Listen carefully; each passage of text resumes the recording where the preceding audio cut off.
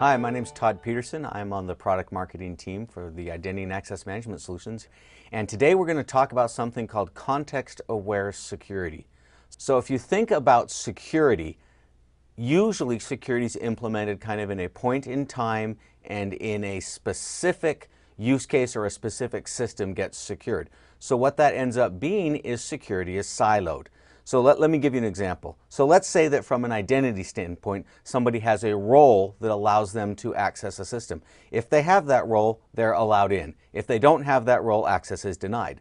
But let's say that your company has a BYOD policy that says nobody's allowed to access anything unless the company controls the device. If you're on a company-controlled device, you can access stuff. If you're not, access is denied. Let's say that there's a certain application that people can access or other people can't access, or that can access at certain times. Again, sometimes you want them to access it, sometimes you don't, but you have to make a yes-no decision. Let's say it's time of day. Maybe you have a policy that after hours, people cannot access certain applications. So if someone tries to access it after hours, the decision has to be no, when maybe they legitimately need to get to it. And then you may have a policy that says geolocation. If somebody's working remotely, you're not going to allow them in, or you're going to require additional, they have to dial in through a VPN or something. Or if they're coming from China or North Korea, you're not going to allow them in no matter what. That's all good security practice. The problem is, if any of these things results in a no, the access is going to be denied, even if all the others are approved as a yes. So that means you have ad hoc enforcement. IT is involved heavily. If I need to get to something that's after hours, I'm working remotely, and the policy prevents it, the only way I can do it is if somebody from IT gets out of bed, comes in, and helps me get access. So it's a really a problematic approach, but it's kind of the way that most security is implemented. So let's clear the board and talk about how we can go through an example of what we're calling context-aware security. We're going to talk about a thing called the Security Analytics Engine. It acts as a risk scoreboard. So let's say that you've set up a risk score for a specific user of 25. Any score below 25 is approved and the person can access things. So let's give an example of when access would be allowed. The user is the correct user, so we're good there. The person is coming in after hours. Let's say they're working at the office, but it's after hours. They're going to get a score of 10. But they're on premise, so they're getting a score of 0. They're using a managed device. They're using the computer the company issued them. They're getting a score of 0. You add that up, they get a cumulative score of 10. Because it's below the threshold of 25, this particular user is allowed to come in. So let's do another example. Still have the threshold of 25. The user is still the correct person. But this time he's using his own personal tablet, but it's a tablet that the company is aware of. So he's going to get a risk score of 5 because it's not a company managed tablet, but it's a company aware tablet. Time of day is still after hours. He's getting a score of 10, but now he's working remotely, so he gets another score of 10. You add up the score, he gets a 25. So there has to be a decision made.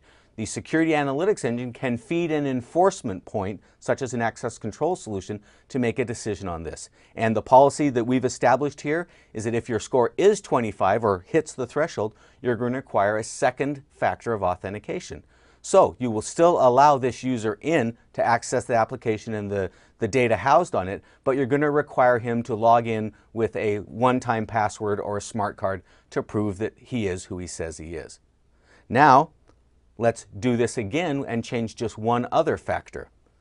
So again, threshold is 25. The user is the right guy. He's now on a non-managed device that the company doesn't even know about. It's his kid's laptop at home. So he's going to get a score of 10. He's after hours still, going to get a score of 10. And he's still remote. He's going to get a score of 10. Now he has a 30, which is above the threshold of 25. So access is going to be denied because that's what the policy says. Now we could change it even further and say, what if this same person, a different person comes in and tries to impersonate this guy and get to the access? Then because the role is wrong, it doesn't matter if they're on premise, it doesn't matter if it's in hours or after hours, it doesn't matter the management of the device, access is denied. That's what context-based security can do, is take those real-time, real-world factors that are constantly changing and use them to evaluate and enforce the decision. So the benefits is it makes security becomes an enabler to business, not a barrier. You don't prevent people from doing their jobs, you enable them to do their jobs right. It's future ready. You can change this policy at any time. If you have another wave of managed devices you want to bring into it, that just comes into the equation. It's security for the real world. People work everywhere. They work all the time and they work from a number of devices. So you want to be able to secure things so they can do their jobs, but not prevent them from doing their jobs. And it allows you to make decisions based on the here and now. You can even draw on things like whitelist and blacklist and firewall data of what browser are they using, where are they coming from, what country.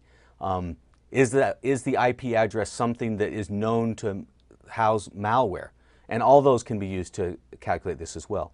What we're talking about here is called the Security Analytics Engine, and it is a feature in the new Cloud Access Manager version 8.0. It comes with it at no additional cost and allows you to take this idea of context-aware security and implement it without jumping through a lot of hoops, without adding a lot of infrastructure, without really reinventing the wheel, just smoothly slipping it in with what you've already got going. Soon, we'll be integrated with the One Identity Manager Identity and Access Management solution so that the identity information, role information can be used.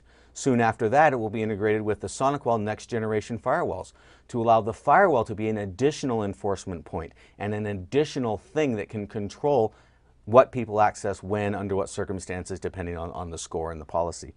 And then potentially with other solutions as well. We're very excited about this and think it's something that a lot of people will find very useful, innovative, and a way to solve that age-old problem of enabling users or restricting users. You're in business to help people do their jobs, not to prevent them from doing their jobs, and this is a way to make that happen. If you want to learn more about the Security Analytics Engine, check us out on the web at oneidentity.com/SAE for Security Analytics Engine. Thanks for your time.